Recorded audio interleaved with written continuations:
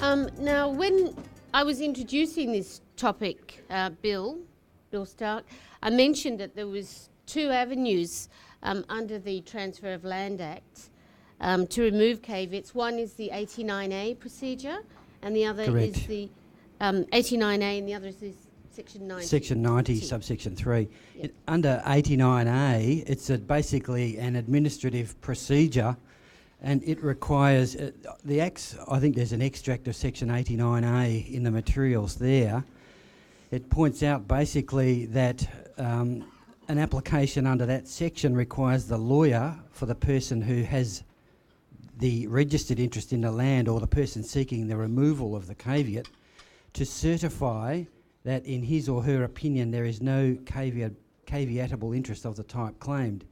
So you automatically have a dilemma here. One solicitor's lodged the caveat claiming a caveatable interest, and they're saying that in their legal opinion there's a caveatable interest, and then you have another solicitor certifying that there isn't a caveatable interest. Upon receipt of a certificate to that effect, the registrar then sends a notice to the caveator requiring confirmation within a specified period that proceedings have been issued justifying the caveat. If no proceedings are issued by the caveator, the caveat lapses, and it's usually around 35 days. The Act says 30 days. The registrar allows a few days for postage. Service, yep. And so what that tells you is you've got a time lapse. If things are urgent, you are due to settle the sale of the property on Friday, you do your check search on Thursday, and there's this caveat. Well, you haven't got the 35 days to wait, so that can be problematic in itself. so would it? So when would you go to the Section 93 procedure? Is it in the case where you urgently require it to be removed? Or Yes, I think that's probably the most often the case. People have sold or want to sell the property, and they're getting nowhere under Section 89A, or they think they'll get nowhere under Section 89A based on correspondence with the caveator's lawyers. It's quite clear that there'll be a dispute about the caveat, so it's probably a good idea to go under Section 90 sub 3 to the court and seek some sort of redress, removal of the caveat. And what do you see as the most effective method for removing? Does it depend on the case? Like the case that I spoke about was one where 89A really served its purpose, because this caveat was lodged not by a solicitor, and I suspected that if the caveatable interest was challenged, then it would just be allowed to lapse. So that was suitable for that type of case. In those types of situations, obviously 89A is useful. You didn't have to go to court, so you saved yourself probably $10,000 in legal fees of running an application in the practice court before a judge, supported by affidavits, etc. Because the caveatable interest wasn't really justifiable, and the person who lodged the caveat probably had no intention of actually running their own proceeding, again at a cost of several $1,000s, you're probably quite safe to send a Section 89A application into the registrar, and you've got the desired result. And so in those circumstances, it's quite an effective procedure. And one of the big differences, I suppose, between the administrative procedure for the lodging of caveats under Section 89 and a court, which is an administrative injunction, and a court-ordered injunction, is that you don't get an injunction unless you give an undertaking as to damages. And of course, you're not required to do that with a caveat. Do you have any comments about that? Well, it can lead to, obviously, caveats lead to a lot of litigation. Every week there's a new case coming out, but you aren't required to give any undertakings to the registrar that you'll pay damages if there's a wrongfully lodged caveat. However, the Act does provide for damages in the event of misuse. Yeah. Well, we'll come to that in a moment. But in relation to, let's focus on Section 93 for the moment. Are there any? which allows you to issue proceedings seeking the removal of a caveat. Can you tell us what sort of tests or requirements would need to be established in seeking the removal of that caveat? Yes, well, Section 90, subsection 3, which is also included in your materials, is a fairly broad section. It basically it says any person who is adversely affected by any such caveat may bring proceedings in a court against the caveator for removal of the caveat, and the court may make such order as it thinks fit. So it's extremely broad section, and it's full of discretion. There've been a whole lot of cases. As I say, one new case comes out every week dealing with caveat removals by judges in the Supreme Court. But my current favourite case to refer judges to is a case of Poroshenko against Grossman, which was decided by the Chief Justice in June 2010, and that's reported in volume 27 of the Victorian Reports at page 489. In that case, Her Honour goes through there's basically a two-stage process, similar to an injunction hearing. Her Honour goes through the fact that Section 90 sub 3 allows the court to make any order as the court thinks fit, and then she analyses the two-stage test at paragraph 7.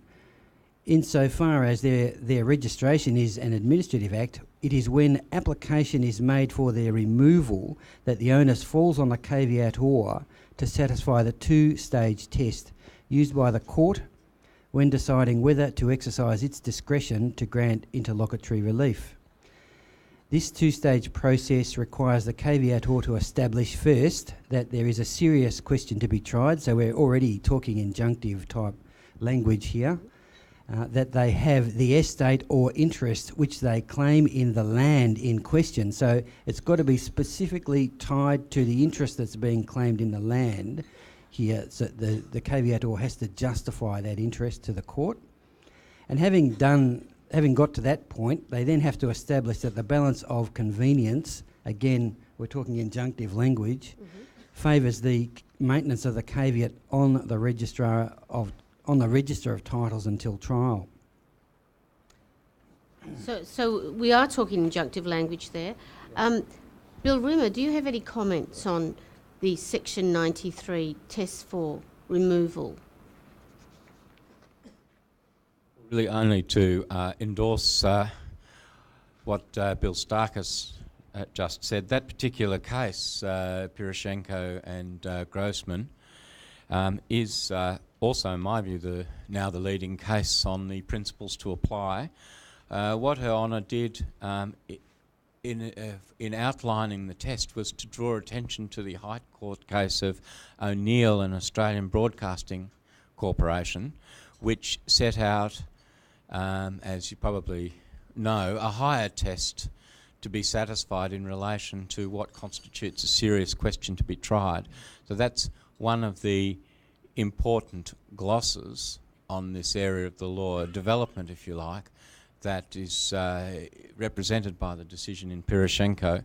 And it means now that you can't just say, I've got a serious question to be tried, as in that little bump that used to be in a road that used to be put in the way of someone applying for an injunction. You have to show that there is some degree of probability that you will that you have the interest that you claim based on the evidence that you put before the court in your affidavits. And of course it's a slippery and a sliding concept as to what degree of probability. Obviously it doesn't mean more probable or not, because that's what has to be determined by the trial judge on evidence. But it has to be something more than just I can state a case. And what Her Honour draws attention to also from the High Court's reasoning in that case is that the degree of probability you have to persuade the judge exists is itself dependent on the importance of the injunctive effect, the adverse effect of the injunctive relief on the other party. So, yes. So in your experience, I spoke before about the necessity of giving an undertaking for damages when you get an injunction. In your experience, have any of the panel members been aware of a case where a condition of the retention of the caveat is to provide an undertaking as to damages? Has that happened in practice? I haven't seen an undertaking as to damages, but often the court will require a sum of money to be put into a trust account or something like that. Yep. So if you're fighting over an interest in land or a charge or something like that, in order to maintain the caveat, someone will have to put money into an account that can be fought over, and then the caveat will be removed from the title, for example, to allow a sale to proceed, and some of the money will be just set aside for decision about the dispute after a full trial in an urgent case. But as to undertaking as to damages, no, I haven't seen that one. So that's the court actually requiring that the amount of money be paid in as a condition of the retention of the caveat? Actually the removal of the caveat, I think is the usual circumstance. We'll allow you to sell the property, we'll remove the caveat, but out of the $1 million sale price, we want you to put aside $200,000 to cover the charge that's disputed, for example. And what about John and Bill? Do you have any comments about that?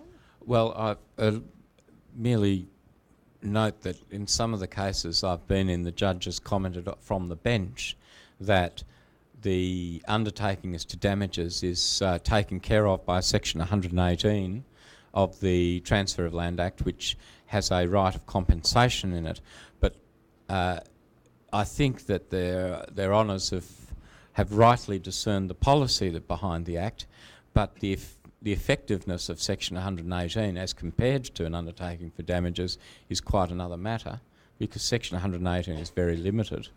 Well, I'm going to ask John actually to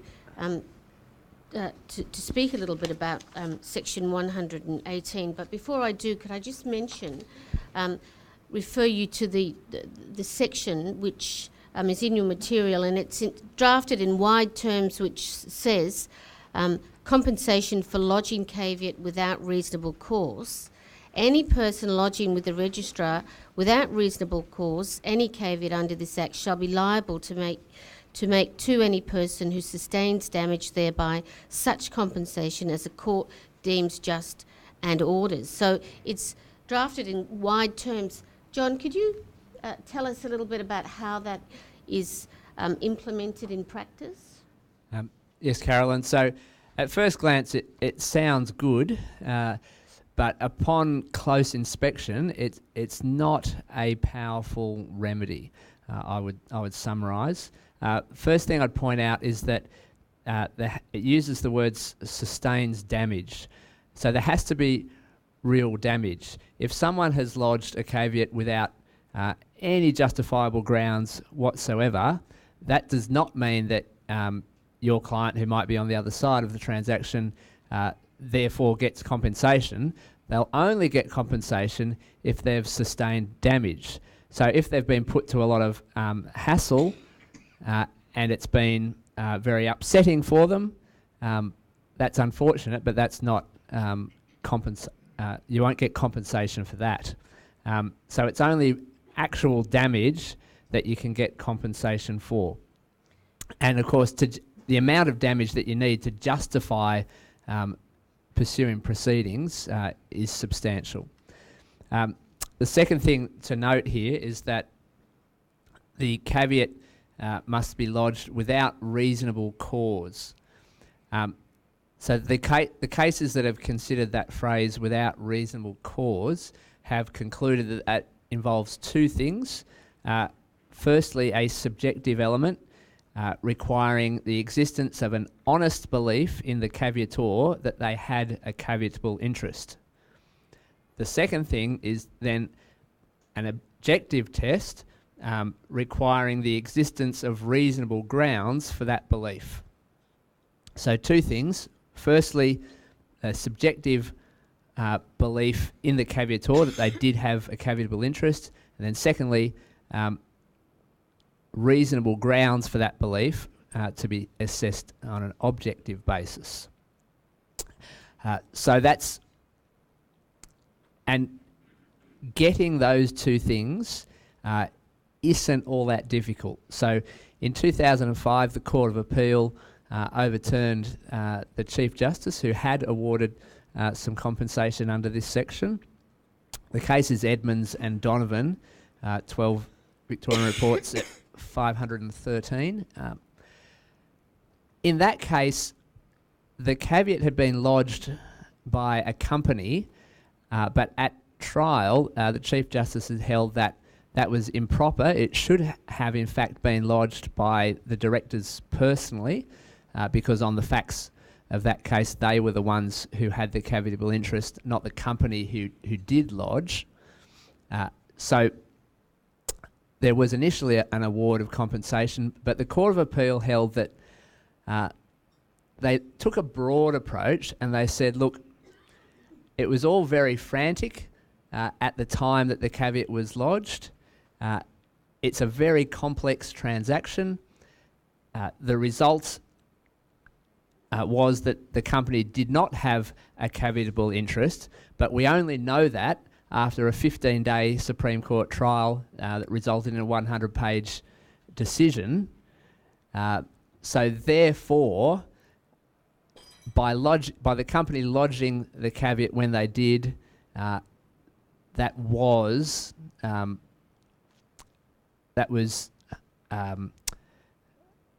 done with reasonable cause, not as in the view of the Chief Justice, without reasonable cause. So that decision makes it harder to get compensation because the courts will require you to clear a pretty high hurdle to prove that the caveat has been lodged without reasonable cause.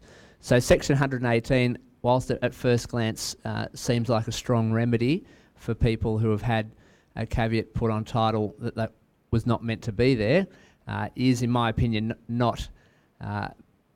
It's only going to help in pretty rare cases, such as when there's no reasonable cause and significant damage is done to the interests of the property owner. So that's another very interesting distinction between your court injunction and the caveat procedure, because, of course, when you give an undertaking as to damages as the price of getting an injunction, and a person does suffer damage, well, then the only question is whether or not damage has been suffered. It's not whether there was a subjective or objective good reason for seeking the injunction in the first place. Does anybody have some questions arising down the back there?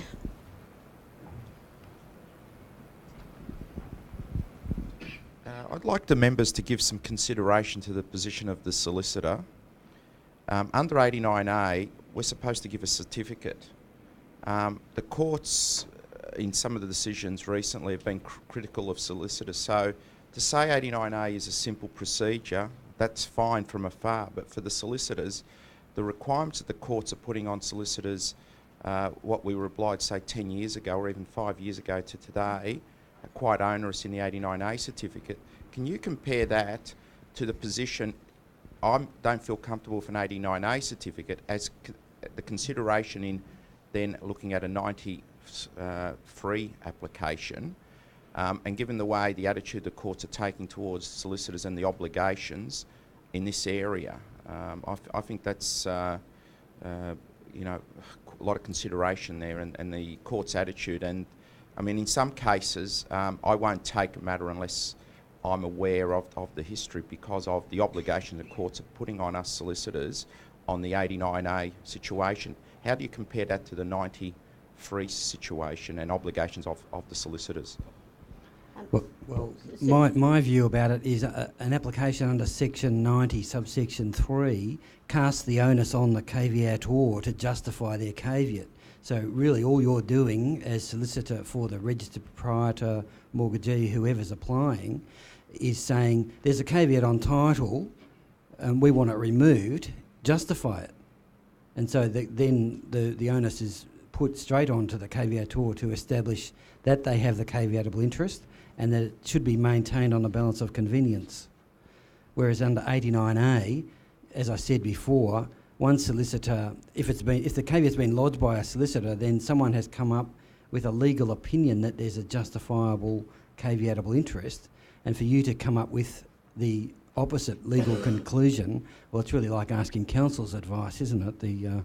There's always going to be, you want a question answered, it depends on who you ask and how you ask it.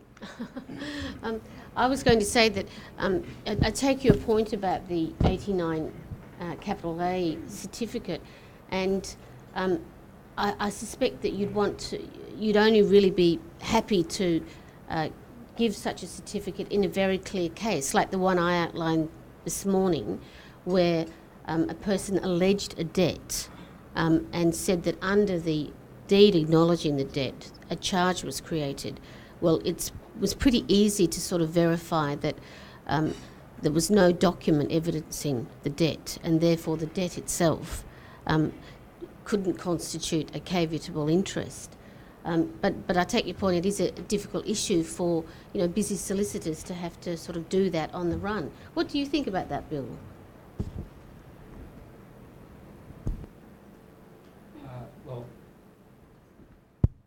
I just agreed really with Bill's analysis. The thing is, 89A is what's happened now under the Civil Procedure Act is that the playing field has been levelled, because, as you rightly point out, the registered proprietor's solicitor has to certify under Section 89A that, in his or her opinion, there is no interest as claimed. But now the solicitor for the caveator has to certify, when the proceedings are commenced, that there's a proper basis, which is, in a sense, saying the same thing. Of course, what constitutes proper basis and what constitutes the basis for your opinion in both cases is, of course, the instructions that you received, and the obligation on the practitioner now, and probably always was under 89A too, to satisfy yourself more than just taking the instructions at face value, but satisfy yourself that there was a prima facie case in the O'Neill sense of prima facie case. In other words, some evidence that a court could find was credible and supported the existence of the caveatable interest. But Bill's absolutely right. The whole point about 90 subsection 3 is completely different. It's a completely different approach. It's essentially completing the administrative injunction policy of caveats in the Act. It's that at that point, as the Chief Justice said in Piroshenko, that the caveator is called upon to justify the injunction, to prove that which every other litigant has to prove in the interlocutory application. So, of course, the solicitor calling on that is doing no more than that which the Act provides for. Right. Well, are there any other questions? Sorry, John. Just wanted to add that if there were no difference in costs, then yes, Section 90 sub 3 is a better way to go, because the onus is on the caveator. But of course, there is a substantial difference in the costs, and that's why if your instructions permit it, and if you're comfortable with those instructions, then 89A is a better option, because there's a very real difference in the amount of costs that are involved. Okay. Can I add to that? Yes. Just because this is a really hot area and something of considerable practical importance, I think, as to which of the procedures that you choose. 89A, 90 subsection 3 is preferable if you think there's no caveatable interest, or the balance of convenience clearly favours the caveat being removed. That's obviously the right time, and you should definitely use 90 subsection 3 in those circumstances. But there are situations when it's clear to you as the practitioner for the registered proprietor that, like it or not, they're involved in a real legal dispute. And this caveat, although at the end of the day on your instructions it will be removed by the court because it can't be substantiated. Nevertheless, that's only going to happen as a result of a trial. And in those circumstances, what your client will want is for the caveator to stop sitting on its hands and to bring on the proceeding so it can be dealt with. And of course, that's the time when 89A should be used. Are there any other questions? Brett, down the end of the room there. A topic that hasn't been raised in the context of this present discussion is the common law cause of action of slander of title. Fleming's textbook has a bit on it. I've never had to run a trial on it, but it's preceded by a letter on behalf of the registered proprietor addressed to the solicitor who signed the caveat, threatening the cause of action and saying it's holding up a settlement and it's only being used as a tactic. In my experience, and I've done it 2 or 3 times, the caveat comes off quick smart because the solicitor's in the gun and the cause of action lies against the signing solicitor for damages, and therefore they're conflicted out of the case in any event. So it's a tactical cause of action, but if taken to trial, which it could be, it's a much simpler, less complicated cause of action than those we've been discussing. Right, so And I might perhaps add, there's a recent decision of Justice Croft in the Supreme Court, I think it was last year, reported decision of Pearl Lingerie and TGY, I think its name is, and in that case His Honour awarded indemnity costs against the signing solicitor. Well, that's interesting, slander on title. It's not a creature that I've come across too often. What about you, Bill? Bill and Bill. I have to confess that in this context I haven't given consideration to it. It's certainly a cause of action that exists at common law, and I saw it used when I was at Arthur Robb's, likewise, as in your experience, to great effect when someone was threatening to interfere with an auction on the basis of allegations put in correspondence prior to auction. But I'll be honest, I haven't considered it as a strategic question in this context, and I'll be reading Fleming tonight. Yeah, well, it's interesting though. One would think though that you should be able to arrive at the same results by writing to a solicitor saying you've signed this caveat incorrectly, your client doesn't have an interest in land, and if you don't remove it, we'll be lodging proceedings to and seeking indemnity costs. I guess the only difficulty with that is that you've got the same hurdle as with slander on title. You've got to lodge the proceedings, and that can be a very expensive process in itself. And you've also got, as we talked about before, Goldstraw, Justice Dodd-Streeton gave out a warning to practitioners that lodging a caveat as a bargaining chip, as it was put by counsel in that case, is almost amounting to professional misconduct these days. So you might, if you were before someone like Justice Kairu, who seems to be enamoured of referring practitioners, you might find yourself having to explain your conduct to the Legal Practice Board down the track. Why did you lodge a caveat that had no possible basis for justification if it was only being used as a bargaining chip? And so your ticket might be at risk if you engage in that sort of conduct. Yeah. There's another question down there. What I've noticed a lot recently is that there seems to be caveats that on their face look like they've been written by solicitors that solicitors seem to be giving to their clients who then go and lodge them themselves. So a lot of the negotiations and a lot of these techniques then fly out of the window. You don't have that first barrier where somebody's actually considered whether there's an equitable interest that needs to be registered, or whether there's a caveatable interest. What would you recommend one does in a situation like that, where we've chased it, you ask for charge documents and things like that, and you're not getting any response because the solicitor has actually withdrawn themselves from the debate? Look, the best way to get the people's attention is to actually make the application, be it through 89A or Section 90 sub 3. Once you've made your application to have it removed, then you've got the caveator's attention, and they have to move if they want to assert their interests. So one of the things that hasn't come up thus far is just the wisdom in trying to negotiate an outcome before you need to appear in the Supreme Court and have the matter argued. And so in that sort of scenario, you can urge the party on the other side to get their own solicitor, but also if, as Bill Stark said earlier, where these cases are,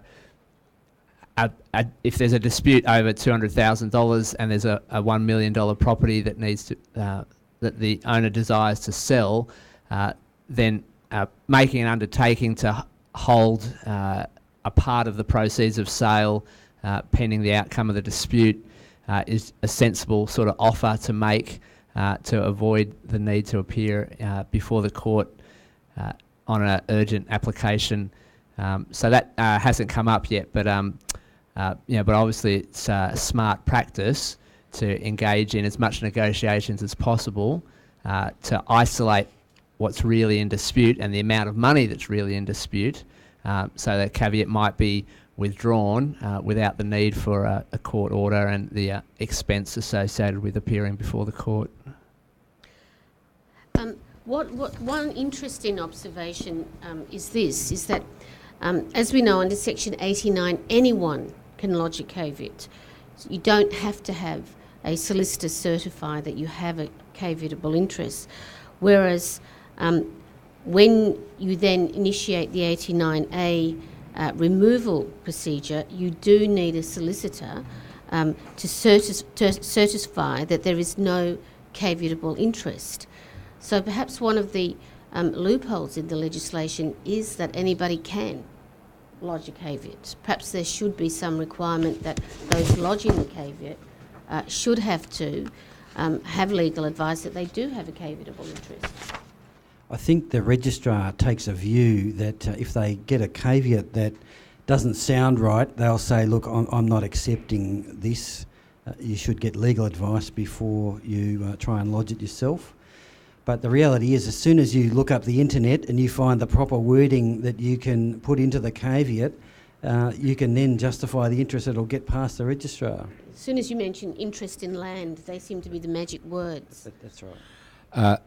I'll just sort of add to that every procedure that's introduced to protect people then becomes a means of abuse, and actually what you were referring to in your question partly comes about sometimes from people using or abusing the free legal advice facilities that exist for people in genuine need. And I've found situations where people have indeed got wordings for caveats and then been sent off to lodge it themselves from a qualified legal practitioner because they've taken advantage of some pro bono scheme or community legal service or something. I'm not suggesting for a minute that those schemes are themselves abusive, but I'm saying that they are open, like anything else, to misuse, and that's one example of it that I've seen. Are there any other questions?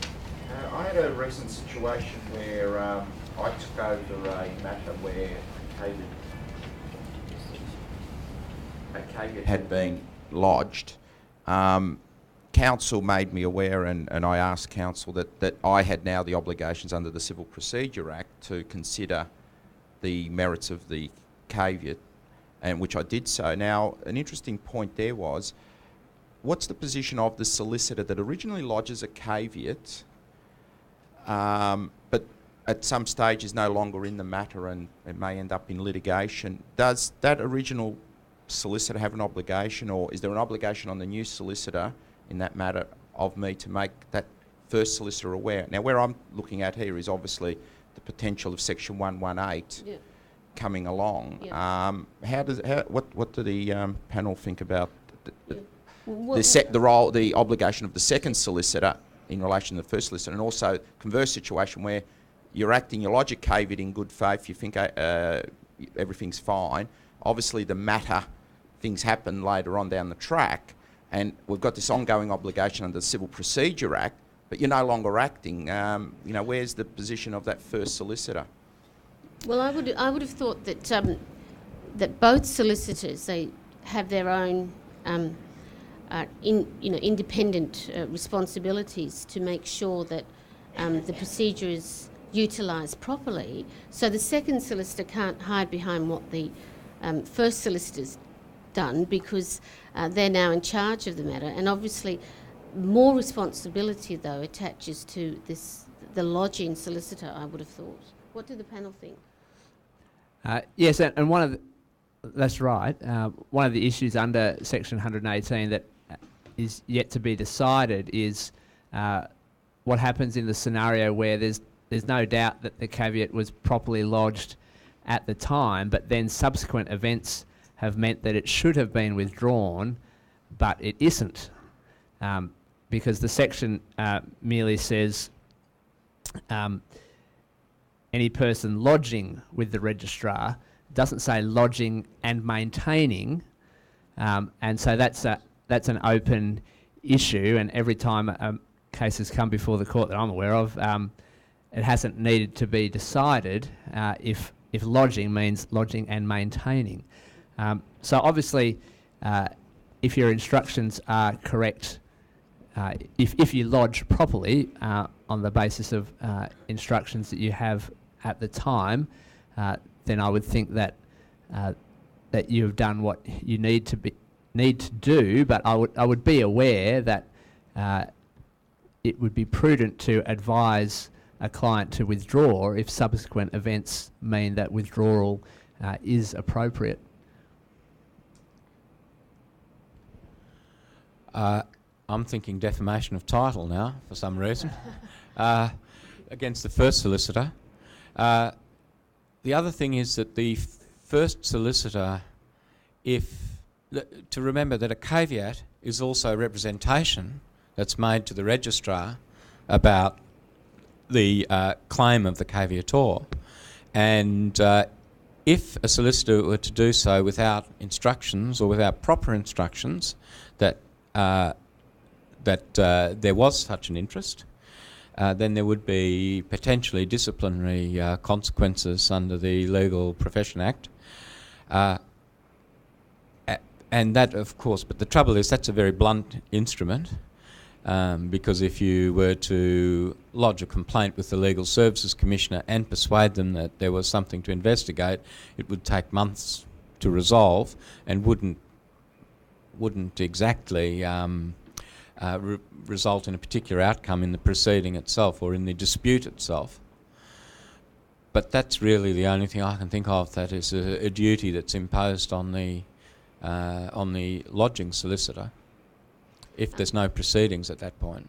Yes, I think the timing is the issue, that the first solicitor has proper instructions to lodge the caveat and does so based on those proper instructions, then they should be fine. When the new solicitor takes over the litigation and they have to then certify that the proceedings have a proper basis and they determine that they don't, and therefore don't issue the proceedings, then they've also done the right thing. Or if they certify that the proceedings do have a proper basis, they've done the right thing there as well. So it probably depends on the evidence available to the practitioners at the time that they are taking instructions, bearing in mind that you should test the evidence at the very least. You don't just accept that the client says, I've been living in the house for 30 years, so now I've adversely possessed it, I want you to lodge a caveat. You want, well, can you give me some evidence? Is there anyone independent who is aware of the fact that it's owned by John Smith, but you've been living there without his permission for the last 30 years, for example? Are there any other questions?